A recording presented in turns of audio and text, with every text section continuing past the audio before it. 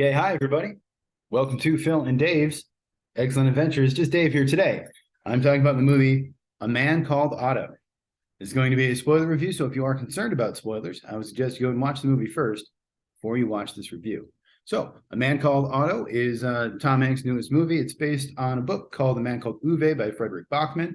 It's about an old man whose wife has recently passed away, and he's decided to commit suicide. But he keeps getting stopped by his annoying neighbors. So as far as what I liked about the movie, Tom Hanks is great, always. Tom Hanks is one of these people who I love. I think most people do. I met someone once who didn't.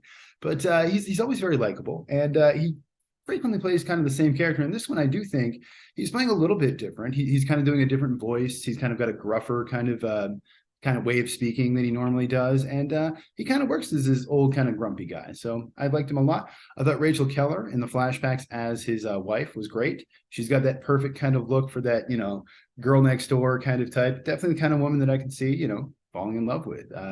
And I really liked Manuel Garcia-Rulfo as as one of the neighbors. Mike Birbiglia is in there as sort of a little cameo as one of the guys. Kaylee Hyman, I liked her in there as Barb. It took me a minute to realize what I knew her from, but she's from Terrifier 2. She was the friend in that. Good in this too. I liked her a lot. And I really liked the character of Jimmy, played by Cameron Britton. For whatever reason, just anytime he came in and just like walking around and like just being super excited and stoked, I just thought it was really funny. Something about the dynamic of like an angry, grumpy person and like a happy, person interacting with each other is just always funny to me. So yeah, I really liked that a lot. We got a little John Higgins in there at the beginning, which is great. I like him on SNL. He does the Please Don't Destroy video. So to see him in there, I was like, oh, hey, that's cool. I like that guy. I thought the kids were great. Both of the daughters were just adorable and perfectly cast for that. The cat was great. I think some of it was CGI or a puppet or whatever, but yeah, good performance by a cat. I liked it. The music, I really liked the music in this. It was by Thomas Newman, who before this did Shawshank Redemption and The Green Mile, American Beauty. He's done a bunch of stuff. But yeah, I really liked the music in this. I thought it fit well, but it wasn't too obtrusive and it wasn't too annoying or anything like that. I did like the fact that they left in all the suicide attempts. I was a little afraid with an American adaptation of it's a Swedish book originally, that they would sort of tone down some of that stuff because most Americans were not. We like to feel good, but no, for the most part they kept it in there. I think they even added some. I don't think that the hardware scene was in the book. At least I don't remember it.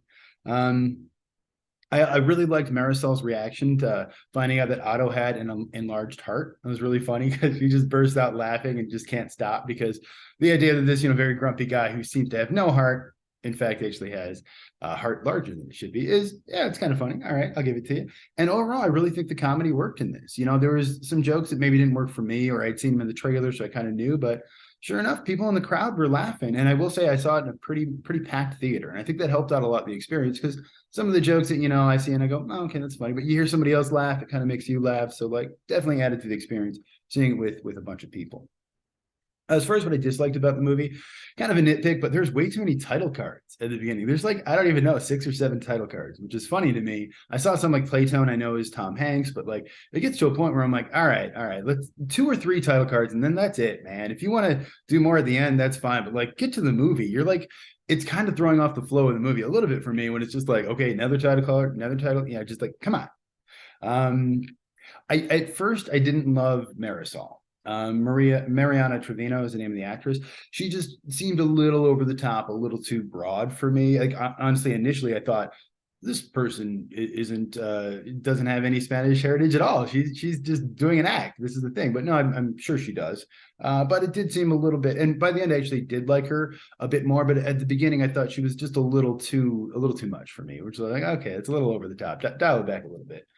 The ages in the flashbacks I was a little like questionable about because I assumed they were supposed to be like 18, 19. He was like about to get drafted into the war. So like that would put him, I would assume 18, 19, but like I know Rachel Keller is like 30.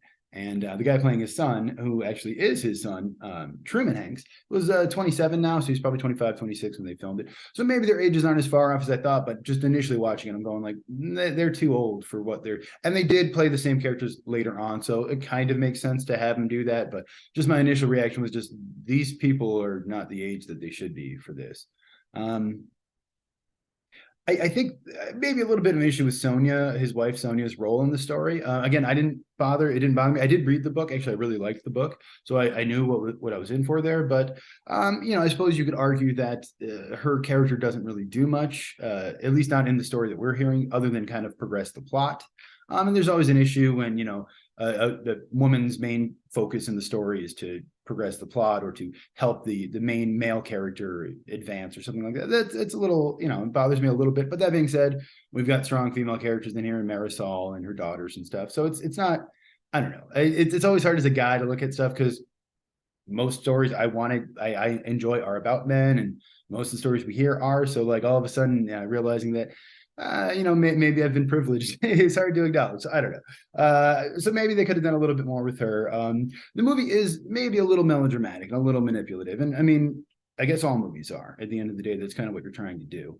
But it didn't seem as bad to me as like The Whale, where I could really tell they were like trying to make me cry and trying to make me feel. This movie, yeah, there's a couple times where I'm like, all right, I know what you're doing there. But I will admit, I cried several times while watching this movie. It whatever, it worked. They pulled at my heartstrings in the right way to make me tear up. So yeah, there's no traveling Wilburys in the movie. They used the end of the line in the trailer. It's a good song. I like that song. So I was looking forward to hearing it in the movie. I was kind of wondering when they were going to put it in there, maybe like a little montage sequence or something, but they didn't.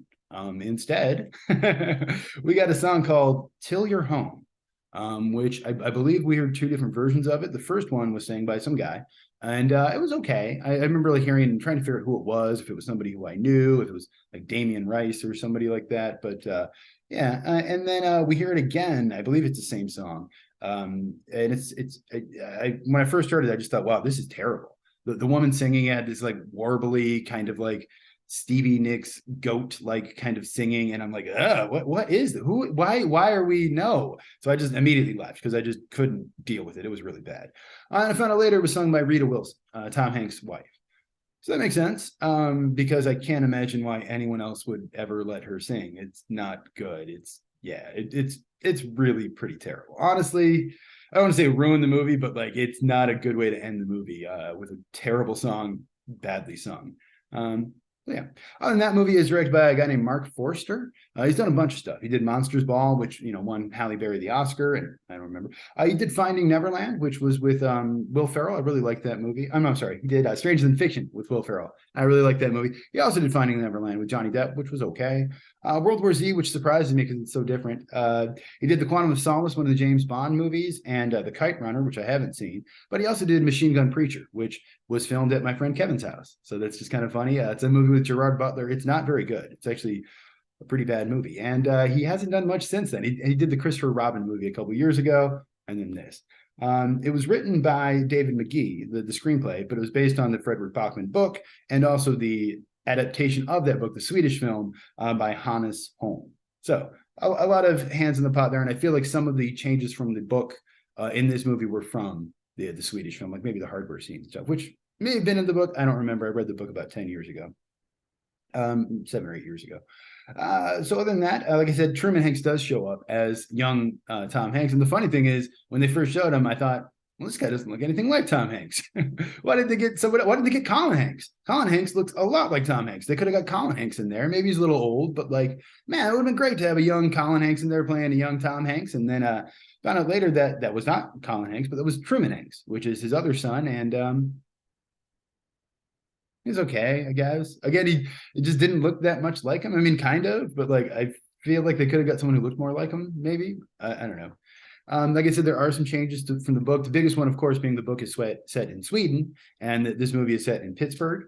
Like I said, I don't think that hardware store scene at the beginning is in the book. It might be. I might be misremembering it, but I don't remember it being in there. In the book, the neighbor woman is Iranian. Her name is Parvena, and her husband, I don't remember actually. But yeah, they changed her and they made her sort of Hispanic. I think she said she's from El Salvador, or she had a mixture of sort of like South American and Central American and Mexican heritage, I believe.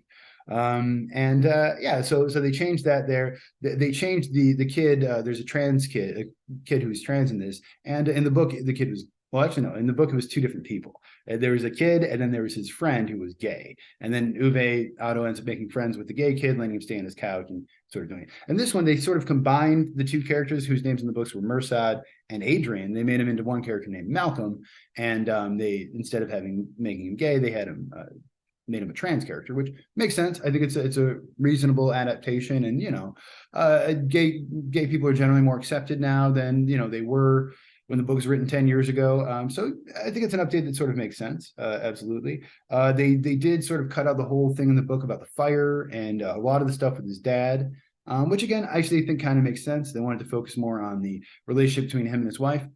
I get that.